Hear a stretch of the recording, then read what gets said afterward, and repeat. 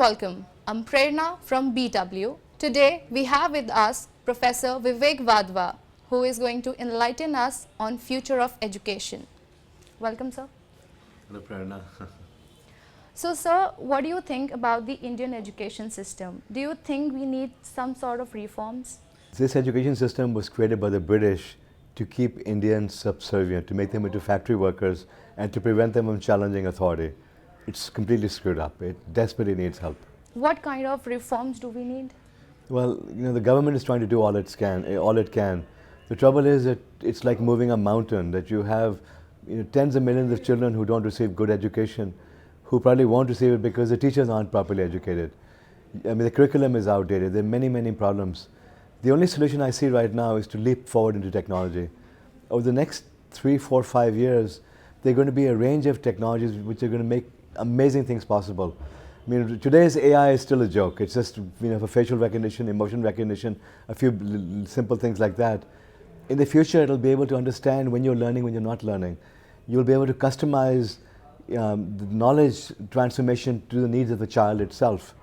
So that you can now, if a child likes learning by watching videos, you show videos. If the child wants to participate in it, you go into a virtual reality world and you learn by speaking to people in Sanskrit or building pyramids in Egypt. I mean, this is the type of thing technology is going to make possible. And that, I believe, is the only thing that can really help India solve its its huge problem. So what kind of opportunities do you see for Indian universities to play on an international level? Yeah. Well, Indian universities, Indian schools, Indian entrepreneurs can lead the world in creating this new type of education. Because to create this, we're going to need to be able to look at massive amounts of data. We'll have to be able to customize it for children. We'll have to be able to run grand experiments. If you did them in India, the same thing will apply everywhere, because the same problems India has, America has. American children also get left behind. Imagine if India could lead the way in building solutions to education and build it. We're talking about $1 trillion opportunity over here. So, sir, with the fourth industrial revolution and there are new age technologies coming in day by day, how shall we prepare our students to be ready for the unknown and volatile future? Yeah, I have a book, new version of that is coming out in February, called Driving the Driverless Car. It has an entire chapter on education. It also has, talks about all the other technologies like sensors, artificial intelligence, advances in computing, advances in digital medicine. You have to understand all these pieces and how they fit together. So according to you, what is actually the future of education globally as well as for India?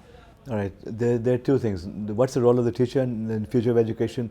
The teacher becomes the guru, the guide, your friend, the person who teaches you moral values, ethical values, who tells you where to go, what to learn. The concept of knowledge transfer is done by the computer. There's no reason why a teacher has to memorize every algorithm, have to know every fact.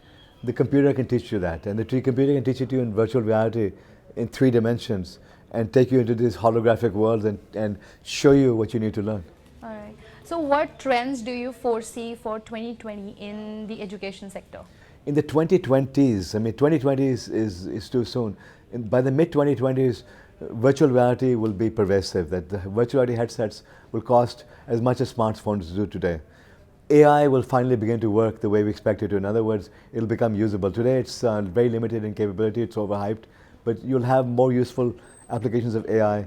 We'll have all sorts of advanced sensors that can detect emotion and interest levels. So all of these technologies will be advancing, and they'll make it possible to create these personalized digital tutors. Do you think that our faculty, our curriculum is ready for those trends? No, our faculty, our curriculum in India is far from it.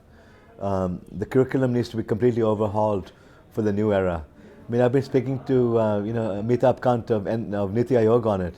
He understands all these technologies and the imperative for installing new technologies, but our faculty aren't ready for it. Our teachers don't know about this. Our schools aren't ready for this. It's a big task here in moving into the future of education, but it has to be done. India's future depends on educating these children, this next generation, on how to build, really how to use technology and create livelihoods and to build an amazing future. What brings you to India at this point? Like, are you exploring any collaboration with any university, or are you exploring any industry linkage right now? Yeah, I've decided that I'm going to spend a lot more time in India this year trying to teach India. Because I've been teaching the West about advancing technologies. I do workshops for billion-dollar companies. The question is, why am I not doing it for India when I'm an Indian? So I'm going to do this for India. I'm going to try to share my curriculum with Indian schools. I'm going to start teaching business executives about what's possible. This is why I have a new version of my book coming out, so that I can share the knowledge with children over here. I've asked the publishers, HarperCollins, to make it available inexpensively to schools. Can we expect any sort of application or some sort of free services that you'll be providing Indian students? Prerna, right now I'm trying to teach the teachers, Okay. and I'm offering the government my curriculum. I'm offering them the knowledge that I have. Everything I can do for the country, I'm going to try to do. Where this goes, I don't know, because you know how hard it is in India to get anything done. I'm optimistic that I'll be able to succeed, but my goal is to try to help uplift India, to teach Indians about what's possible with technology, so that they can solve the problems of not only of India but of humanity itself, because I believe India has an amazing role to play in this new future that we're creating. Please shed some light on your book titled The Driver in the Driverless Car. You know, the book Driving the Driverless Car talks about the core technologies, and it posits that we have two choices right now. We could end up in the amazing future of Star Trek, in which there's an abundance of everything. Humanity comes together and starts exploring the stars. The amazing future. The other side of it is the darkness of Mad Max, where people are killing each other, where inequality increases to the point that you have the haves and the have-nots and society falls apart.